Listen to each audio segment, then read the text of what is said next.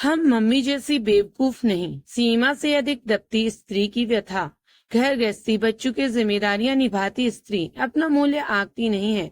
कनिका ने तो अपने अस्तित्व को जिंदगी भर दबा कर रख दिया था, लेकिन आज उसे एहसास हो रहा था कि अपने अधिकारों की लड़ाई खुद लड़नी होगी। कनिका को अपने आने की खबर तो कर देती, कहीं ऐसा ना हो कि उन्हें सरप्राइज देने के चक्कर में खुद सरप्राइज हो जाओ। मीनाक्षी का पति उसे समझाते हुए बोला, नहीं, मैं तो उसके चेहरे पर अचानक से मुझे देखकर आने वाली खुशी देखना चाहती हूँ। अच्छा, अब मैं चलूं। आप भी वहां पहुंचकर मुझे खबर कर देना और अपना ध्यान रखना। मीनाक्षी अपना बैग लेकर बाहर निकलते हुए बोली। मीनाक्षी का पति 2 दिनों के लिए ऑफिस टूर पर जा रहा था और उनके दोनों ही बच्चे बाहर रहकर पढ़ाई कर रहे थे। वैसे तो उसकी छोटी बहन उसके शहर में रहती थी, लेकिन मिलना जुलना कम ही हो पाता था। एक तो घर गृहस्थी का चक्कर, दूसरा कनिका के पति और सास को उसके मायके वालों का वहां आना कम पसंद था। 2-3 दिनों पहले जब मीनाक्षी की कनिका से बात हुई थी, तब कनिका की आवाज से लग रहा था कि कुछ सही नहीं है। मीनाक्षी ने मिलने आने के लिए कहा तो कनिका हंसते हुए बोली, अरे दीदी, घबराओ मत, मैं ठीक हूँ। हल्का फुल्का बुखार है, दवा ले ली है, शाम तक सही हो जाऊंगी। कल ही उसके पति ने ऑफिस टूर के बारे में बताया तो उसने कनिका से मिलने का प्रोग्राम बनाया। पता था कि उसके पति व सास को अच्छा नहीं लगेगा, लेकिन कनिका की खुशी के लिए वह उनकी बेरुखी सह लेगी। वैसे भी इस बार रक्षाबंधन पर कहाँ उससे मिलना हुआ था। उसने दोपहर तक कनिका का इंतजार किया, लेकिन वह देर शाम तक ही मायके पहुंची। तब तक वो वापस आ गई थी। कैब में बैठे बैठे मीनाक्षी अतीत के गलियारों में पहुंच गई। दोनों बहनों में 2 साल का ही अंतर था। बहनें कम, सहेलियां ज्यादा थी। वे दोनों पढ़ने लिखने में दोनों ही बहुत होशियार थी, लेकिन कनिका को पढ़ाई के साथ साथ सिलाई बुनाई का बड़ा शौक था। जहां उसकी शादी एक प्राइवेट बैंक मैनेजर से हुई थी, वहीं कनिका की शादी मनीष से हुई थी, जो सरकारी विभाग में यूडीसी के पद पर कार्यरत था। दोनों ही बहनों का घर बार अच्छा मिला था। माँ पिताजी तो यही सोचकर बहुत खुश थे, लेकिन उनकी खुशी ज्यादा दिन टिक न सकी। कनिका का परिवार संयुक्त था, जिसमें सास ससुर जेठ जेठानी देवर और एक ननद थी। जेठ जेठानी तो उसकी शादी के थोड़े दिनों बाद ही अलग हो गए थे। सारे परिवार के काम की जिम्मेदारी अब कनिका पर आ गई थी। इतना काम करने पर भी उसके पति सास व ननद का व्यवहार उसके साथ अच्छा न था। उसकी सास छोटी छोटी बातों में कलेश करती, वहीं पति भी लड़ने झगड़ने, गाली गलौज और यहाँ तक कि हाथ उठाने में भी गुरेज न करता। शुरू में 1-1.5 साल तो कनिका ने ससुराल की बातों पर पर्दा डाले रखा। इस बीच वह एक बेटी की मां बन गई थी। वह तो अभी भी न बताती, लेकिन अब उसके पति व सास ने अति कर दी थी। कनिका के पिताजी भाई को जब यह बात पता चली तो वो वहां आ गए थे। इस बारे में बात की, तब उसके ससुर ने बीच में बचाव करते हुए हाथ जोड़कर समझौता करने के लिए कहा और वादा किया कि आगे से ऐसा नहीं होगा। बेटी की जिंदगी का सवाल था। शादीशुदा बेटी को घर पर बिठाना इतना आसान कहाँ, और वह भी एक बच्चे की माँ। इसी तरह 1-1.5 साल और निकल गया और कनिका की गोद में एक बेटी और आ गई। दूसरी बेटी होने के बाद सास व पति ने फिर से अपना वही रूप धर लिया। कनिका अपनी बेटियों की खातिर सब कुछ बर्दाश्त कर रही थी। कितनी ही बार माँ पिताजी ने इस रिश्ते को तोड़कर उसे वापस लाने का प्रयास किया, लेकिन हर बार वह अपनी बेटियों के बारे में सोचकर आने से मना कर देती। दिन बीतते रहे, उसकी नंद व देवर की भी शादी हो गई थी और कनिका ने एक बेटे को जन्म दिया। सबने यही सोचा कि पोता व छोटी बहू आने से उसकी सास कनिका के प्रति नरम हो जाएगी, लेकिन ऐसा कुछ नहीं हुआ। और इसका सबसे बड़ा कारण कनिका का पति था। उसे परिवार में अपने भाई बहन सबकी फिक्र थी, केवल अपनी पत्नी को छोड़कर। जब पति ही साथ ना दे तो दूसरों से क्या उम्मीद। मीनाक्षी को आज भी याद है, जब गर्मी की छुट्टियों में वह मायके आई हुई थी तो एक दिन कनिका के ससुराल से किसी का फोन आया। सुनकर पिताजी व उसका भाई दौड़ गए। जाकर देखा तो उसके पति ने कनिका को इतनी बेरहमी से पीटा हुआ था कि वह लहलुहान थी। उस पर भी उसकी सास अपने बेटे का पक्ष लेते हुए कनिका में कमियां निकाल रही थी। अब शायद कनिका की सहन शक्ति भी जवाब दे चुकी थी। वह भी इस बार बच्चों को छोड़कर मायके आ गई, लेकिन अभी उसे आए 2 दिन भी नहीं हुए थे कि उसने वापस अपने बच्चों के पास जाने के लिए रट लगा ली थी। सबने उसे कितना समझाया कि कुछ दिन यहीं रहो, तभी तुम्हारे ससुराल वालों को अकल आएगी। करने दो उन्हें घर का काम अकेले और पालने दो बच्चों को। तुम माँ हो तो वो भी तो उनका बाप है, पता तो चले कि बच्चे कैसे पाले जाते हैं और काम कैसे होता है। लेकिन कनिका ने किसी की न सुनी। उसे बस अपने बच्चों की फिक्र थी और उनकी फिक्र में उसने खाना भी छोड़ दिया। बस एक ही रट लगा रखी थी कि मैं अपने बच्चों के बगैर नहीं रह सकती, मुझे यहाँ नहीं रहना, मुझे उनके पास जाना है। इसमें मेरे बच्चों की क्या गलती है? उसकी जिद के आगे किसी की न चली और आखिर में भैया उसे ससुराल छोड़ आए। कनिका की सास व पति ने कितनी बातें सुनाई थी उसके भाई को। बहन को 2 दिन ही रखना भारी पड़ गया और भी ना जाने क्या क्या। उस दिन के बाद कनिका ने कभी भी अपने ऊपर होने वाले अत्याचारों के बारे में उन्हें नहीं बताया। साल में 1-2 बार ही वो मायके आती और वो भी अकेले। कैब के रुकने से मीनाक्षी की तंद्रा टूटी। ड्राइवर को पैसे देकर वह नीचे उतरी और अगले ही पल वह कनिका के दरवाजे पर खड़ी थी। दरवाजा कनिका की बड़ी बेटी ने खोला। उसे यूं अचानक सामने देखकर कनिका की बड़ी बेटी के साथ साथ छोटी बेटी जो सामने सोफे पर बैठी थी एकदम से सकपका गई और फिर संभलते हुए उसे नमस्ते कर अंदर ले गई। मीनाक्षी को उनका व्यवहार कुछ अजीब लगा।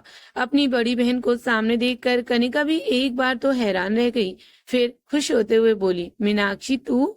अरे तूने तो खबर भी नहीं दी आने की। कहते हुए वह उसके गले लग गई। खबर तो पराइयों को करते हैं, मैं तो अपनी हूँ और ऐसे अचानक ना आती तो तेरे चेहरे की खुशी कैसे देख पाती। मीनाक्षी ने ध्यान से देखा। कनिका का चेहरा उतरा हुआ था। इतनी सी उम्र में वह उम्र दराज लग रही थी। उसकी दोनों बेटियां अब 15 और 17 साल की हो चुकी थीं। वे दोनों उसके लिए चाय नाश्ता ले आई। चाय पीते हुए अचानक से कनिका के सिर पर ढका हुआ दुपट्टा फिसल गया। कनिका जल्दी से अपने सिर का दुपट्टा ढकने लगी कि तभी मीनाक्षी की नजर उसके सिर पर बंधी पट्टी पर गई तो वह चौंकते हुए बोली, कनिका ये तेरे सर पर चोट कैसे? कुछ नहीं दीदी, बस फिसल गई थी। ऐसे कैसे फिसली कि सिर के ऊपर चोट आई? अपनी बहन से छिपा रही है? सच सच बता क्या बात है? कहीं इसीलिए तो तू मुझे आने से मना नहीं कर रही थी क्या मनीष ने? मीनाक्षी ने उसके कंधे पर हाथ रखते हुए प्यार से पूछा। कनिका अब चुप न रह सकी। उसकी आंखों में ठहरा हुआ दर्द आंसू के रूप में बह निकला और उसने रोते हुए बताया, कल मेरी सास आई थी और छोटी सी बात का बतंगड़ बनाकर रोने लगी। अपनी माँ को रोता देख ये गुस्से में इतने पागल हो गए कि मेरी बात सुने बगैर राजू का बैट उठाकर मेरे ऊपर चढ़ गए। ये सुनकर मीनाक्षी के होश उड़ गए। कोई इतना भी राक्षस हो सकता है क्या? मीनाक्षी ने जब कनिका की बेटियों से कहा, अब तो तुम बड़ी हो गई हो, अपने पापा व दादी को क्यों नहीं रोकती और समझाती? अच्छा लगता है क्या कि वो तुम्हारे माँ पर हाथ उठाएं? तो वे दोनों समझने के बजाय नाराज होती हुई बोली, मौसी जी आप मम्मी को क्यों नहीं समझाती? सारी गलती मम्मी की है। क्यों दादी के मुंह लगती हैं? पापा सारा दिन ऑफिस में कितना काम करते हैं, थक हार कर घर आए और फिर यह सब सुनने को मिले तो किसे गुस्सा नहीं आएगा? अरे मम्मी चुपचाप अपनी गलती मान बात क्यों नहीं खत्म करती? सच कहूँ मम्मी बहुत बहस करती हैं तो किसे गुस्सा नहीं आएगा? गलती ना होते हुए भी अपनी गलती मान ले तुम्हारी माँ। कल को तुम्हारी शादी होगी और तुम्हारे साथ कोई ऐसा सलूक करे तो? मौसी जी हम मम्मी जैसी बेवकूफ नहीं, हमें पता है कहाँ पर क्या बोलना है और कहाँ चुप रहना है, हम सब संभाल लेंगी। उन दोनों लड़कियों की बात सुन मीनाक्षी अवाक रह गई।